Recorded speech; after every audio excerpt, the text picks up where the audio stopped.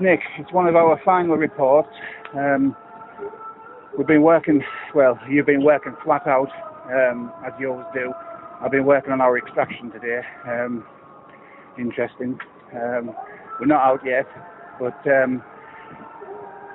wanted to catch a little moment of your time, Nick. I know you've got meetings lined up.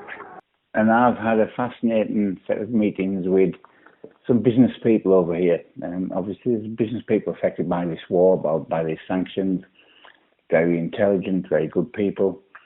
They've suffered as well. I think their plight needs to be explained as well.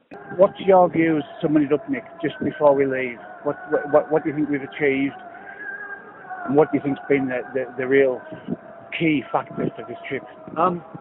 The most important thing, of course, is the House of Commons vote, and the fact that when we came here, we were coming to a place which we genuinely thought and everyone thought was about to be attacked, and the fact that we leave it knowing that whatever the Americans do, the British are not going to be involved, at least not if things stay as they are.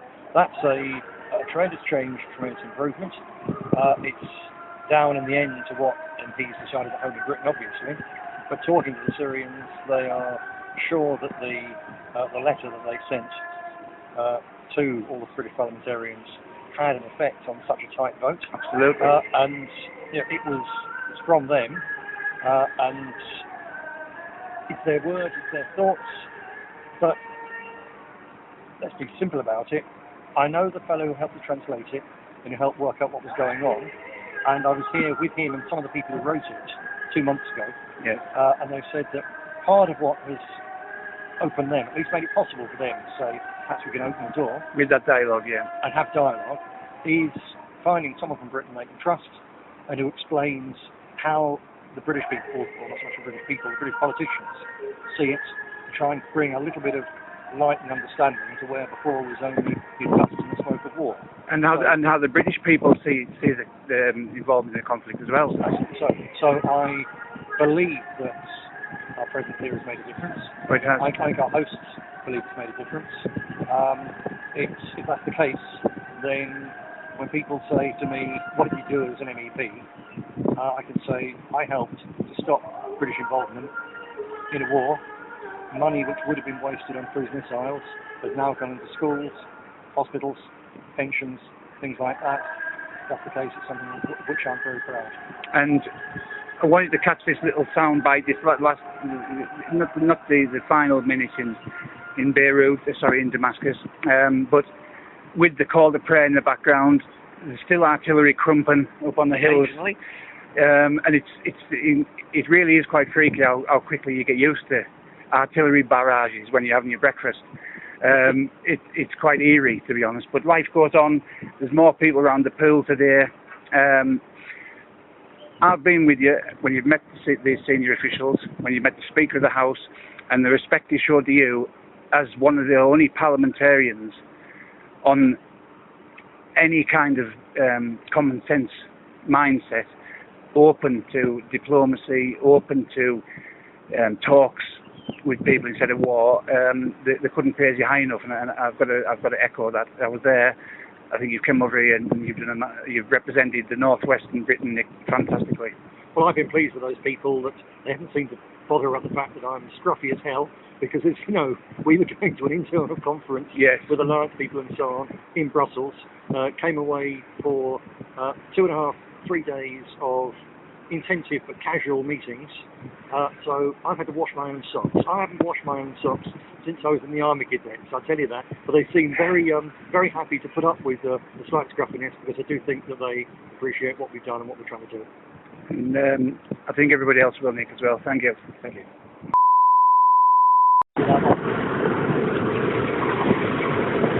Okay, bit noisy. Clive Jefferson reporting. We're on the road from Damascus now. We're heading out. It's been a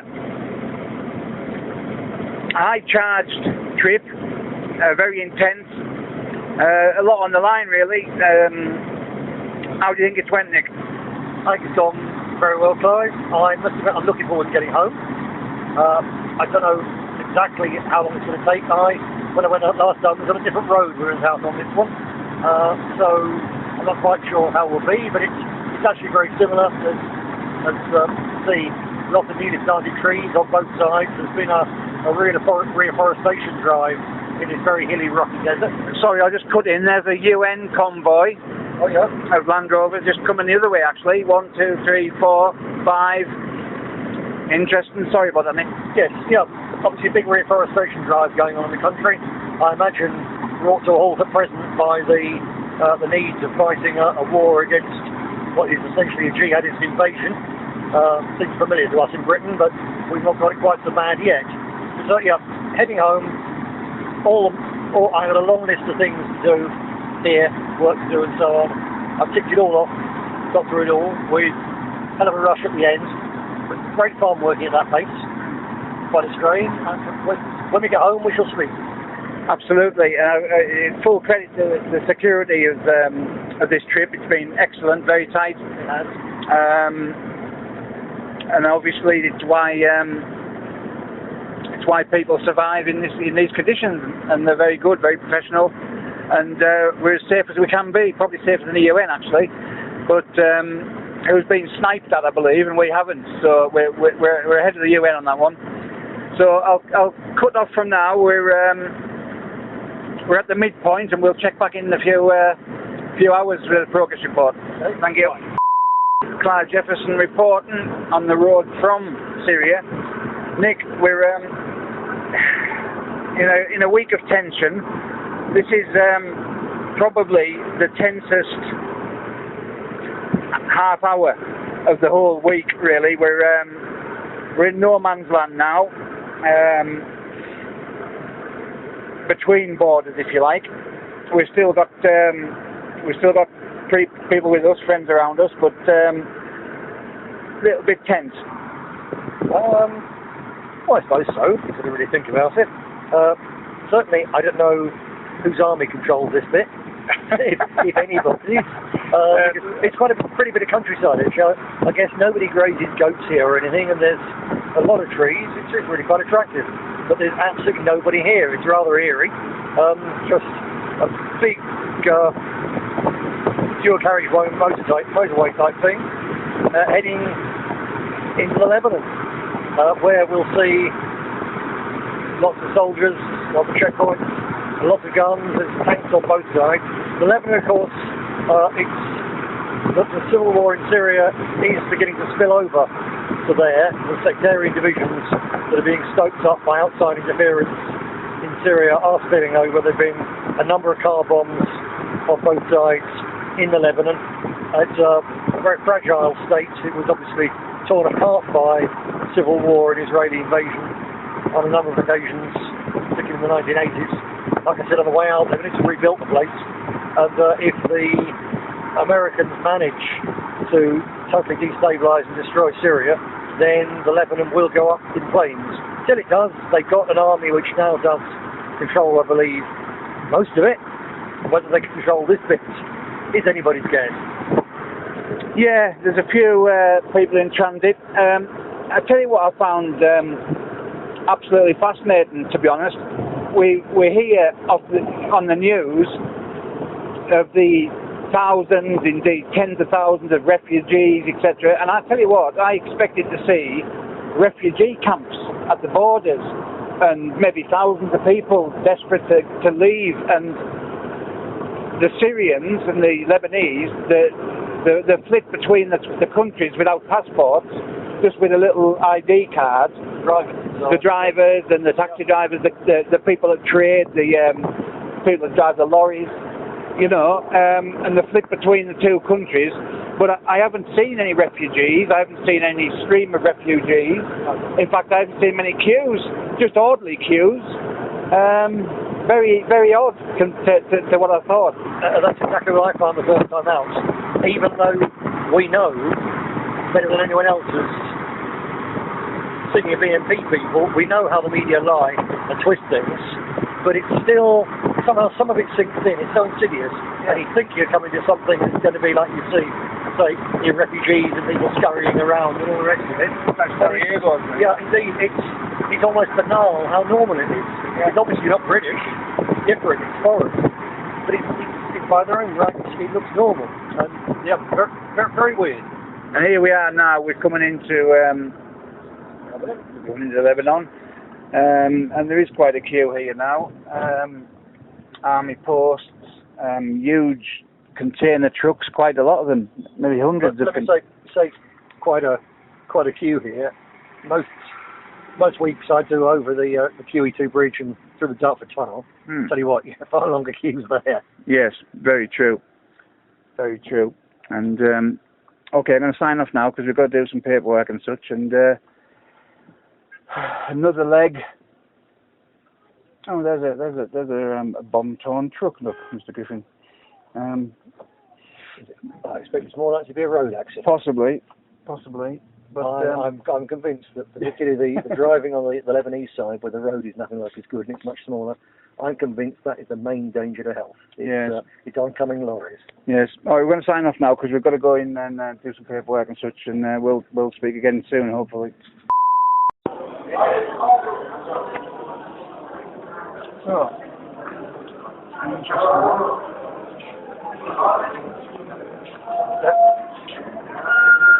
and I think out this way. Yeah. Let's away. So that's passport control. Well, yeah, you know why? Because it's not good to travel in the same way as you come out, Mr. Griffin. And as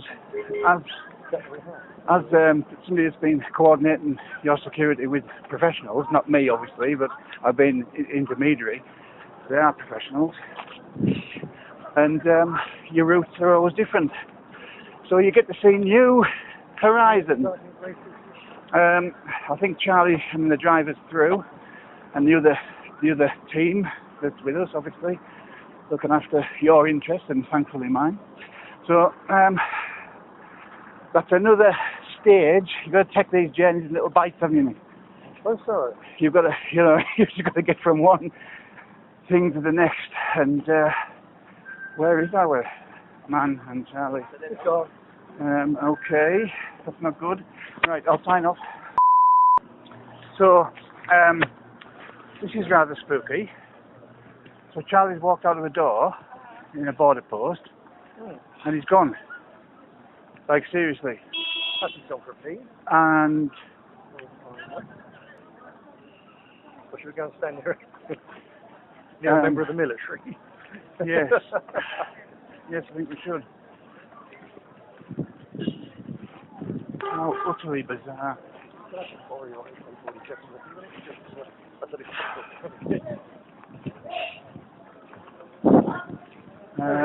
Well, for fuck's sake. We found our... That's the thing, don't split up. Please don't do that again. Record. I'm going to put this on record now while we're here, right? Please, in like a hostile border zone, right? Please don't fucking wander off and say, I'm going to the car, and then we go to the car and you're not there.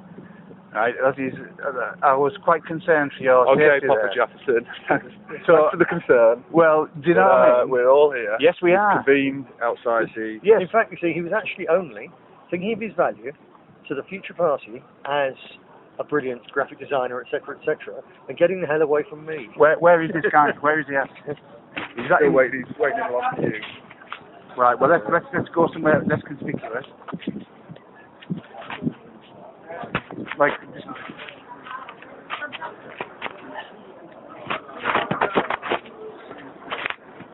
Yeah, let's just like sit down here.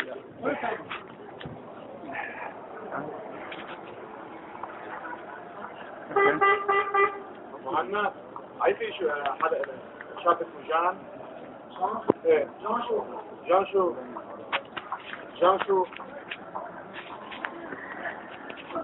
زعتر جان زعتر نسمع على اسمه جان زعتر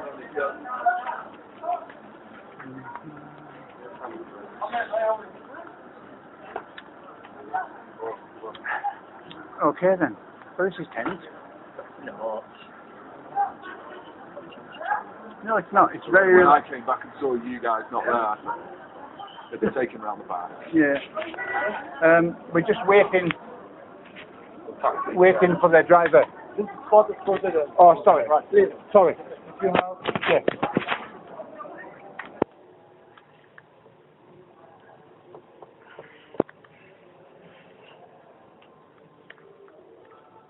So, Mr. Griffin, we're just about cleared the border. That call to prayer, I've got to say, it's an eerie thing, isn't it? But it sort of suits the landscape, doesn't it? Yeah, I don't mind it at all here. When I hear it in Britain, I have to confess that I really don't like it in all sorts of levels in my country. Mm. But here, well, just look around at the landscape. Yeah, it's not ours, is it? They belong here, that belongs here. It's just part of the local culture and scenery. Yeah, and that's we've got no problem with that. Very large mosque there with the tannoys off the towers. Like I say, eerie, isn't it? Because it's a quiet landscape, isn't it? Not a lot of wind, not a lot of noise, really, is there? And you get that a call to prayer, just well, as you can hear. Yes. Yeah, it's very quiet. Actually, thinking about it, I've only seen one bird during the day since we've been here. It is a desert. Yes. Virtually, isn't it? So, You know what I mean? I mean, it's a desert, isn't it? It's not going to be. It's not quite the fertile lands of Cumbria. Toto, I don't think we're in Kansas anymore. I believe Dorothy said that in The Wizard of Oz. you may be right. Because she was she woke up somewhere rather strange, didn't she? And she'd been taken there by a tornado as well. So, all right, we'll log off and see if I thought we were out of this endless series of checkpoints, but we have been for the last hour. Yep. So I'll sign off. So Nick, I thought we were through the Lebanese border. We've done the passport, we've got our visas, been through a couple of checkpoints, and no, there's another one. So I'm doing this little sound file, just a quick one, because of the eerie call to prayer that's coming broadcasting from the loudspeakers at the very large mosque to the right of the border post. And has been for about the past 10 minutes. Yes. It quite suits the landscape, doesn't it? Yeah. When I hear it at home, I find it really uncomfortable, Yeah. unpleasant, and badly out of place. Here, this is where it belongs, this is where it's from, this is where it lives. It's normal, as you say. The landscape, obviously, this bit's very, very busy. It's almost a shanty town of things. Still stuck behind a coach, trying to make some manoeuvring, and bits of razor wire and stuff. But you look slightly further afield. Well, there's no field, is it?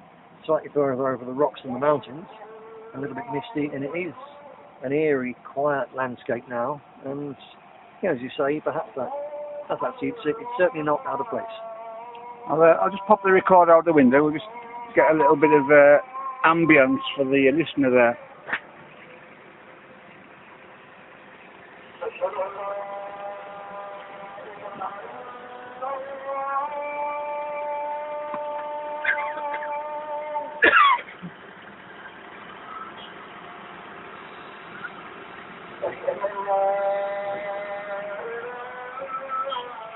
So there we go. Anyways, looks like we've got a bit of progress. Another little hurdle in this journey, nearly overcome, and I'll sign off now.